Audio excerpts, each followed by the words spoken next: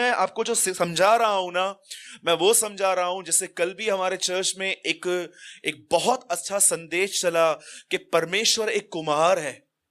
परमेश्वर कौन है? एक कुम्हार है। और अगर हमने सच में उसको अपने हाथों में दे दिया है ना, देखिए मैं एक बात बताता हूं आपको, ये प्लेस जहां पर हम सब यहां पर जमा होते हैं हफ्ते में 3 दिन, मैं आपको सच कहता हूं, यहां का जो ऑनर है ना, अगर वो यहां पर आए और कहे मुझे ये तोड़ना है वो तोड़ना है, मैं उसको कुछ भी नहीं बोल पाऊंगा। ये उसकी जगह है। क्या कहती है बाइबल? कि मैंने तुम्हें खरीदा है। और परमेश्वर ने कैसे खरीदा है? Do you know? टोकन भी दिया है प्रभु ने, पवित्र आत्मा। और क्या तुम नहीं जानते कि उसने पवित्र आत्मा तुम्हें बयाने में दिया है? इफिसियों में कहता है। अब ये इसकी प्रॉपर्टी है, वो कुछ भी करे, कहां से भी लेके जाए, वो उसकी मर्जी है। मैं कई बार जब ट्रैवलिंग करता हूं तो मैं कभी कभी ट्रैवलिंग में ऐसी ऐसी बातें देखता हूं, मेरे लिए कई बार कठिन होती है। अभी मैं रिसेंटली आ रहा था और मैं देख रहा था कि मेरी फ्लाइट बहुत लेट थी। फिर मैं देख रहा था यहां लेट वहां लेट, एक जगह बैठ बैठ के बैक में पेन हो रहा था, इतना कई बार मैं बोर हो रहा था। लेकिन मैं फिर भी सोच रहा था मैं कुछ नहीं कर सकता,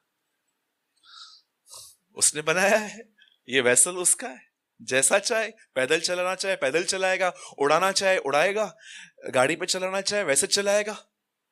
मैं सच कहता हूं, इस बार जब मैं बाहर गया था तो मैंने अपनी ट्रैवलिंग में ऐसी बहुत सारी बातें देखी जो मेरे लिए बहुत न्यू थी और बहुत हार्ड थी। मेरे पास टाइम नहीं है क्योंकि मैं अपने लिए बात नहीं करना चाहता हूं, मैं प्रभु के वचन के लिए बात करना चाहता हूं। लेकिन मैं आपको एक बात बताना चाहता हूं, अगर आप अपने जिंदगियों में ये पहचानना चाहते हो कि मुझ में घमंड है कि नहीं है, वो आप तब पहचान सकते हो जब कोई आपसे टेढ़ा बात करता है। उस टाइम पे ये चीज ऐसे बाहर आती है और आपके सामने खड़ी हो जाती है और ये चीज आपके मन में बोलती है, बात मत करना तू उससे। डू यू नो 70% शादियां फेल हैं आज। क्या कारण है? 70% मैरिजेस आज फेल जा रही हैं। आप देखो 4 महीने में 6 महीने में लड़की घर पे वापस आती है। कौन सी चीज है जो, इसीलिए बाइबल कहती है, आप पढ़ सकते हैं, यीशु के इतने चरित्र थे बड़े अच्छे अच्छे, लेकिन पौलुस उसके एक ही चरित्र को इतना ऊंचा करता है और वो कहता है वह दीन था। He was a humblest man। आप देखो, अगर आपने पवित्र आत्मा के द्वारा बाइबल के अंदर यीशु की खूबसूरती नहीं देखी है, खूबसूरती का मतलब वो नहीं कि उसके बाल बड़े हैं, वो रॉब पहनता था और वो एक हैंडसम गाय था। नो, उसकी खूबसूरती उसके चरित्र में दिखाई देती है। आप जानते हैं, अगर आपको ये बात जानना है ना कि आपके अंदर ईगो है कि नहीं है, ईगो का फुल फॉर्म पता है? एनिमी गॉड्स ओबीडेंस, परमेश्वर की आज्ञाओं का दुश्मन। मैंने कहां से सुना था? सो ई लेट गो ये जाए हमारे अंदर से। शैतान लिखा गया है वो लेन देन के कारण पापी बना।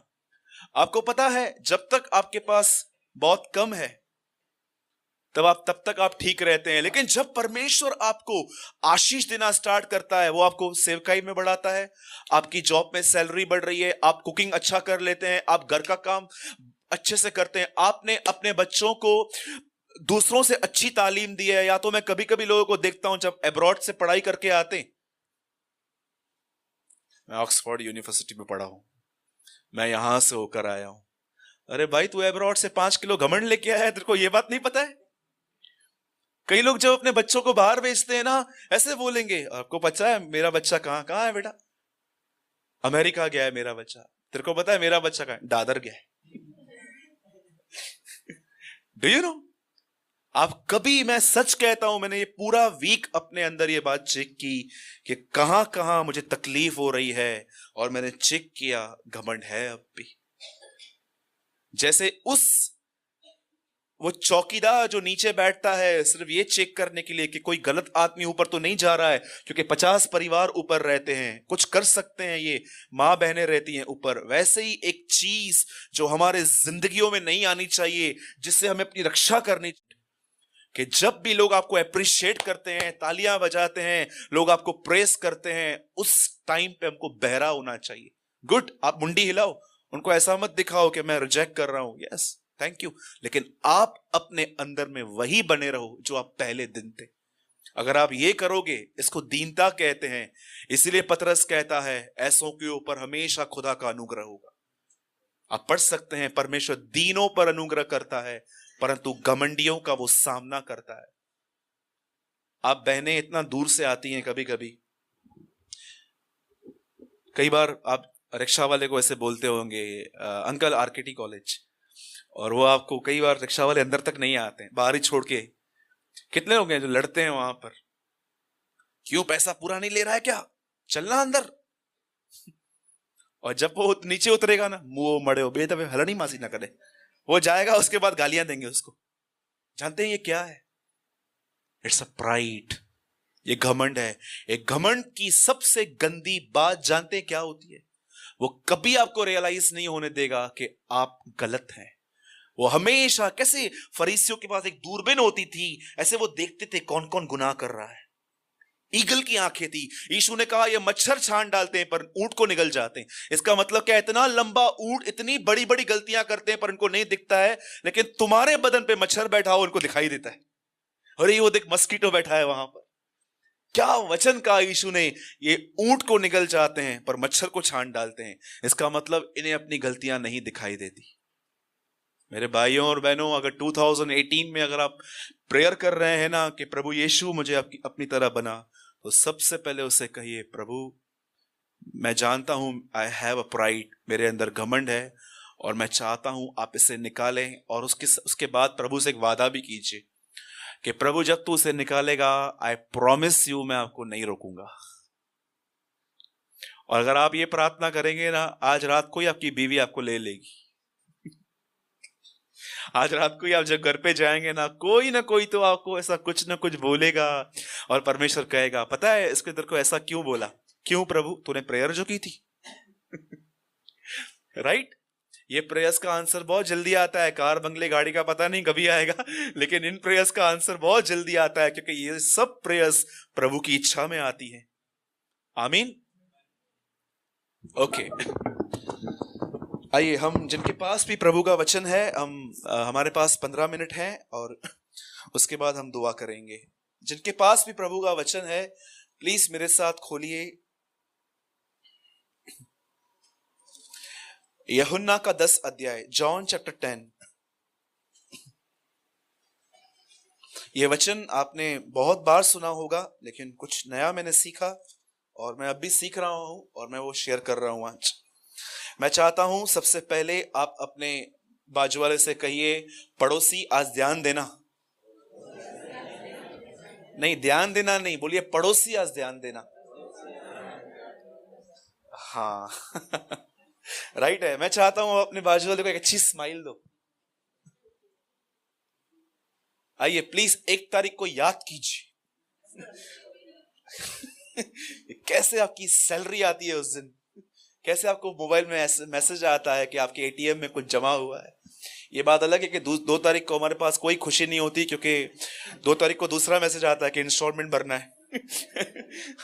होता है ना, सबके साथ लागू है। ठीक है, अब देखिए मैं आपको कुछ समझा रहा हूं और अगर आपने ये बात समझ ली, आप बहुत आशीषित होंगे। और मैं विश्वास करता हूं कि आने वाले दिनों के अंदर आप प्रभु के वचन को कैरी करना सीखेंगे। राइट है ना? जब आप उठते हैं, जब आप घर से निकलते हैं, मैं हमेशा अपने घर से बाहर निकलते समय ऐसे करता हूं, मोबाइल, हैंकी, पर्स। हाँ, तीनों ये चीजें जरूरी हैं। कितनी कैरी करते हैं कुछ चीजें, क्योंकि हमको पता है ये चीजें बहुत जरूरी हैं। पर बहुत सारे लोग दाऊद की तरह उस वचन को कैरी नहीं करते हैं। जैसे दाऊद कहता है, मैंने उसका वचन, उर्दू में बहुत बेहतर लिखा है, मैंने उसका कलाम अपने हृदय में छोड़ा है ताकि मैं उसका गुनाह न करूं। उसका वचन मैंने अपने अंदर रखा है, उसका वचन यहां उसने हृदय में रखा है। दाऊद का कहने का मतलब क्या है? वह वचन मुझे बताता है, बचाता नहीं है। बचाता आपको पवित्र आत्मा है, लेकिन वो वचन आपको बताता है कि आपको किस डायरेक्शन में जाना चाहिए। एक दिन नहीं, बदर नहीं जानते होंगे, वो नहीं चले थे। एक दिन मैं कहां पर कुछ खाने के लिए गया, मसाला डोसे का ऑर्डर किया, और जैसे उन्होंने मुझे वो डोसा दिया तो मैंने उनको बोला बिल लेकर आओ। 55 या 60 रुपीज कुछ बिल लाया था। कैंप फायर में था मैं, और मैंने उसको वो टाइम पे 1000 का नोट दिया, आज से पुरानी बात है। और जब मैंने उसको नोट दिया तो उन्होंने मुझे बोला कि साहब एक काम करो ना, काउंटर से ही जाके ले लो। तो जब मैंने उनको किया तो वो किसी से बात कर रहे थे, सर्व कर रहे थे, तो उन्होंने क्या किया, कुछ मिस्टेक से है ना, मुझे उनको मेरे को देना था 945 रिटर्न करना था, लेकिन उन्होंने मुझे 1245 वापस दे दिए। इसका मतलब खाना भी खा, खर्ची भी लेके जा। खाना भी खा के जाओ, ये भी लेके जाओ। और 2 मिनट के लिए जब मैं उसको गिन रहा था और मैं भी थोड़ा गिनते गिनते मैं थोड़ा आगे बढ़ा, तो मुझे मालूम पड़ा कि कुछ पैसे उन्होंने मुझे ज्यादा दे दिए। और मुझे यहां पर एक ख्याल आया, चल चल कुछ नहीं है, प्रभु महान है। चला जा, कुछ बात नहीं है। 1 यूहन्ना में लिखा है गुनाह मान ले, माफ किया जाएगा।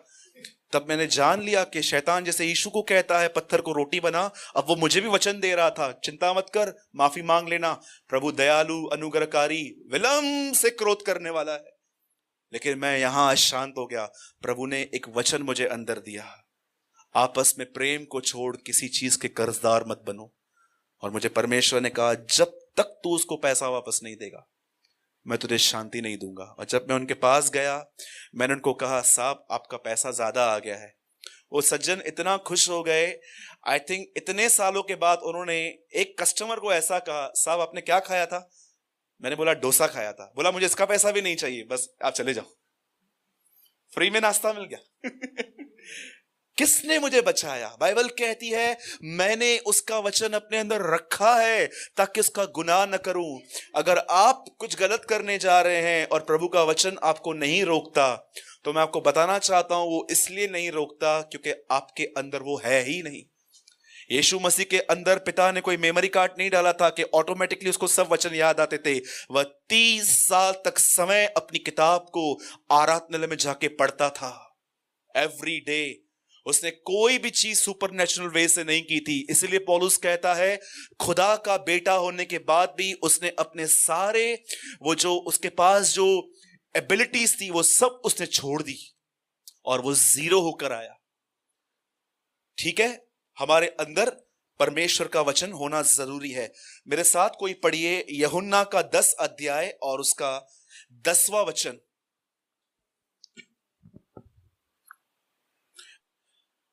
मैंने देखा है कि थोड़े 2 टाइप के चोर होते हैं। एक सस्ती चीजें चुराते हैं, चप्पल लेके जाते हैं बाहर से, और कुछ ऐसे होते हैं जो चीजें लेके जाते हैं, राइट है। लेकिन एक ऐसे होते हैं जिनको पता है कि कौन सी चीज कहां पड़ी है। तो मैं सबसे पहले ये चाहता हूं कि आप अपने बाजू वाले को बोलो शैतान सस्ती चीज नहीं चुराता। हाँ बोलो, वो बहुत महंगी चीज चुराता है। आप जानते हैं यहां पर शैतान का एक नाम लिखा है बाइबल के अंदर, उसका पहला नाम है सांप। प्रकाशित वाक्य में यही सांप क्या बन गया है? Dragon. Devil also grow. Believers grow नहीं कर रहे, डेविल भी ग्रो कर रहा है। पहले वो सांप था, बाद में ड्रैगन बन जाता है। सुनिए यहां क्या लिखा है, उसका पहला नाम था सांप। उसके बाद आप अय्यूब की किताब में पढ़ेंगे, उसका दूसरा नाम है बलियाल।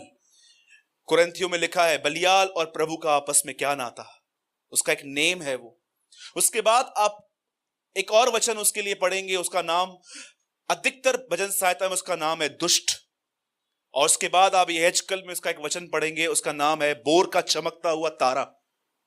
और उसके बाद आप नए नियम के अंदर उसका पहला नाम पढ़ोगे, परखने वाला। टेम्पटर इंग्लिश में लिखा गया, टेम्प्ट करने वाला। और उसके बाद तरह तरह के नाम है, झूठा, भाइयों को बरमाने वाला, सिंह के समान खड़ा होगा। लेकिन यीशु ने उसका एक यहां पर नाम बताया है, और ये नाम है कि वो चोर है। बाइबल कहती है वो चुराने में माहिर है। वो एक ऐसा चोर है कि इतनी चोरियां कर चुका है कि लोगों को पता तक नहीं चला है कि हम खाली हो गए। लेकिन उसके चोरी करने का तरीका इतना खतरनाक है कि अच्छे भले लोग बुद्धि की कमी होने की वजह से उसकी ट्रिक्स को नहीं समझ पाते। लेकिन आज से बहुत साल पहले एक परमेश्वर का दास था, वो उसे पागल नहीं बना पाए। उसका नाम था संत पौलुस। इसीलिए वो कहता है कि हम उसकी युक्तियों से अनजान नहीं है। वो जानता था कि वो कैसे आता है। कुरिन्थियों को वो लिखता है कि मैं डरता हूं कि जैसे सांप तुम्हारे घर में आकर जैसे हवा को उसने बहकाया, कहीं वो तुम्हारे मनों को भी उस बहका न दे और तुम्हारी सीधाई और पवित्रता को, इंग्लिश में लिखा है अ सिंपल डिवोशन, वो तुम्हारे अंदर से चुरा न ले। आज मैं आपको थोड़ा बताता हूं कि डेविल क्या करता है, क्योंकि अगर परमेश्वर ने अपने वचनों में हमें उसे दिखाया है तो मुझे लगता है कि यह जानना हमारे लिए बहुत जरूरी है। लिसन, मैं आपको बताना चाहता हूं, एक समय था जब यीशु मसीह एक घर में गए और उन्होंने वहां पर एक कॉटेज मीटिंग ली, और यह मीटिंग थी मार्था और मरियम के घर में। आप जानते हैं, आप कहां भी नहीं पढ़ोगे कि इन मीटिंग्स के अंदर लाजर बैठता था, राइट? कितने लोगों को ऐसा ख्याल आता है मीटिंग के टाइम ही, आज घर पे ही बैठ के बाइबल पढ़ते हैं, आज नहीं जाते, आज घर पे ही प्रेयर कर लेते हैं। कई बार ऐसा होता है ना, कई बार ऐसा होगा, आपको ख्याल आएगा आज घर पे ही बैठ के प्रेयर कर लेते हैं, आज घर पे ही वचन पढ़ लेते हैं।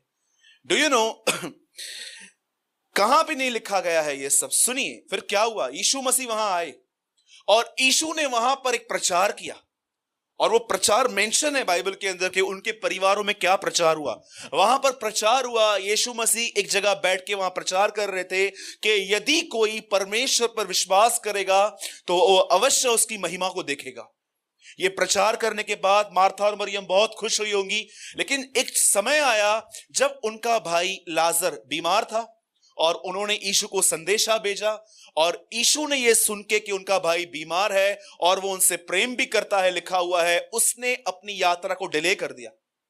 और यीशु ने अपने चेलों से कहा रुको, और लिखा है 4 दिन के बाद जब यीशु वहां पहुंचा और उसने उनसे पूछा कि तुम्हारा भाई कहां है। कई लोग कहते हैं ना कि यीशु सिर्फ परमेश्वर ही था, देखो वो कितना मनुष्य था। एक दिन वो अंजीर के पेड़ में फल ढूंढने गया क्योंकि उसे नहीं पता था उसमें है कि नहीं है। लोग उससे पूछते थे तेरा दोबारा आना कब है, बोलता है मुझे नहीं पता है। अब उसे यह भी नहीं पता था कि लाजर एक्चुअली मर चुका है, वो हमारी तरह इंसान था। आप जानते हैं इजराइल के अंदर सब ये बिलीव करते हैं कि वो सिर्फ एक इंसान था। वो लोग ये बिलीव नहीं करते कि वो परमेश्वर का बेटा था। और हम यहां पर अन्य जातियां सिर्फ ये विश्वास करते हैं कि यीशु सिर्फ परमेश्वर था, हम ये विश्वास नहीं करते कि वो इंसान भी था। अगर जब वो कहता है मैं परमेश्वर हूं, इसका मतलब क्या है, वो आपसे आराधना मांग रहा है। आओ मुझसे प्रेयर करो, मेरी आराधना करो।